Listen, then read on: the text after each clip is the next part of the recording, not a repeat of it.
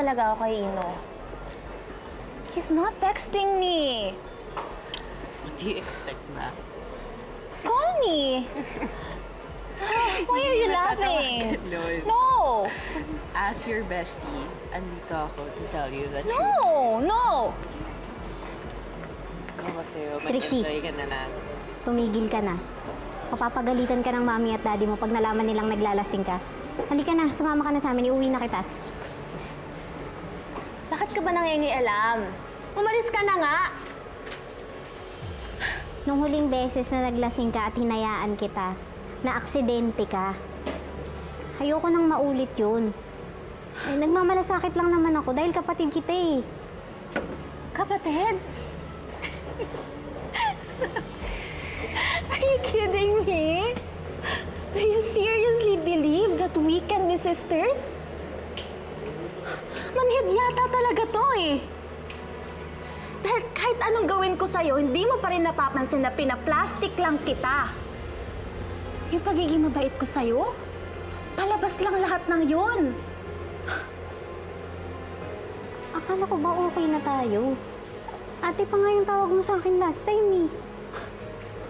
Tanga ka dahil naniwala ka. Ginawa ko lang yon para utuin ka. Para tigilan mo na yung pamilya ko at para lubayan mo na si Dad, okay? Pero kahit kailan hindi kita ituturing na kapatid. Dahil kahit anong gawin mo, anak ka sa labas.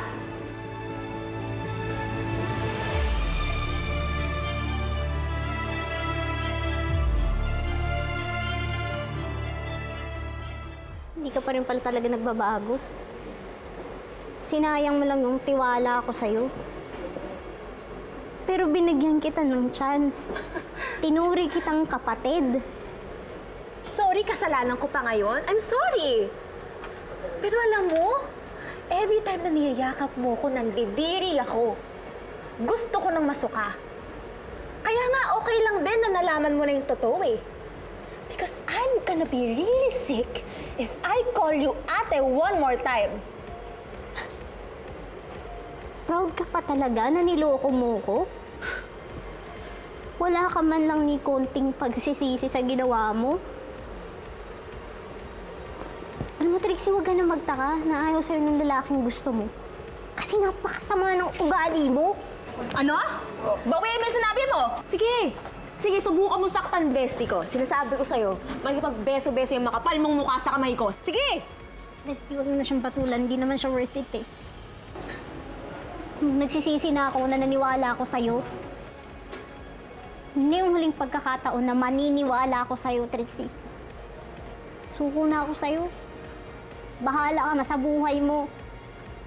Kung ayaw mo sa akin, ayaw ko na rin sa'yo. Wala na akong kapatid. Go! Go! Umalis ka na! Hindi kita kailangan.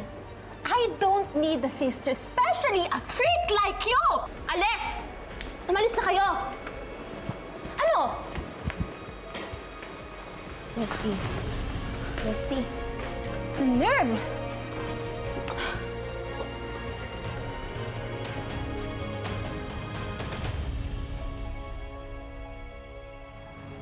Tanga-tanga ko, Tina. Sa sobrang desperado ko na maging okay kami ni Trixie, hinayaan ko na samantalahin niya yung tiwala ko. Kung alam ko lang na niloloko niya ako, na ginagamit niya ako, eh di sana hindi ko nireject si Sir Ramir noon. Dahil sa kasinungalingan ni Trixie, nagkasira kami ng tatay ko. Pasalamat lang tayo at lumabas na yung totoong kulay ni Trixie. Hindi ka na ulit mabibiktima pa ng panloloko niya. Hindi na talaga, Tina. Nadala na ho ako.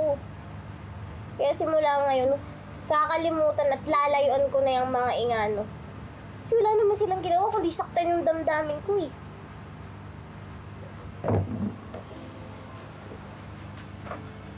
Sigurado ka ba dyan? Hindi na magbabago ang isip mo. Paano kung lapitan ko ulit ni Sir Ramir at humingi ulit siya sa iyo na isa pang pagkakataon? Ayoko na ho, Tina. Masyado na po akong maraming sakit na naranasan ng dahil sa mga ingano.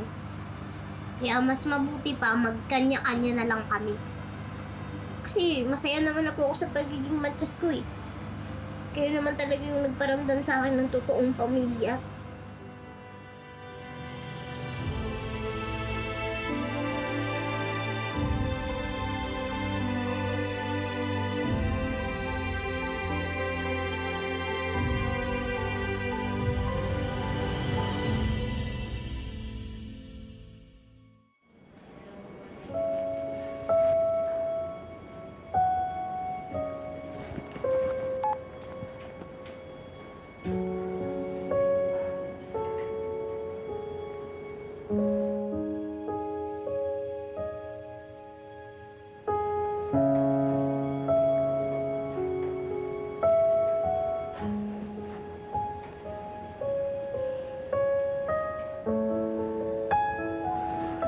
Attorney Let, do you have a minute? Bakit, Ino? May kailangan ka? This is so embarrassing. Gusto ko sana kasi, as you know, my birthday po ako this Friday and gusto ko sana mag-throw ng birthday party, a beach party with my friends. Kaso ayaw pumayag ni Dad. Not unless may adult supervision. Ah, ganun ba? Eh, bakit mo naman sinasabi sa akin? Gusto mo tulungan kita magpaalam? Gusto ko kasi sana invite kayo ni Attorney Kurt sa event. Kayo lang kasi ang cool adults dito, nakakilala ko. At saka malaki ang tawala sa inyo ni Daddy. Nako, Ino. Eh, hindi ba masyado na kaming matanda ni Attorney Kurt para sa beach party? Baka ma-out of place lang kami doon. Sige na, Attorney Lilet, pumayag ka na. Ito lang yung paraan para matuloy yung beach party ko. Please, pabigyan mo na ako. Yun na lang ang birthday gift mo para sa akin. Punta ba doon si Trixie? Hindi siya invited. At saka ang close friends ko lang a-attend. Plus, kayo ni Attorney Kurt. So, paano? Gina kayo, ha? Please, I promise you, it will be so fun. See you on Friday. Eh, sandali lang, Ino.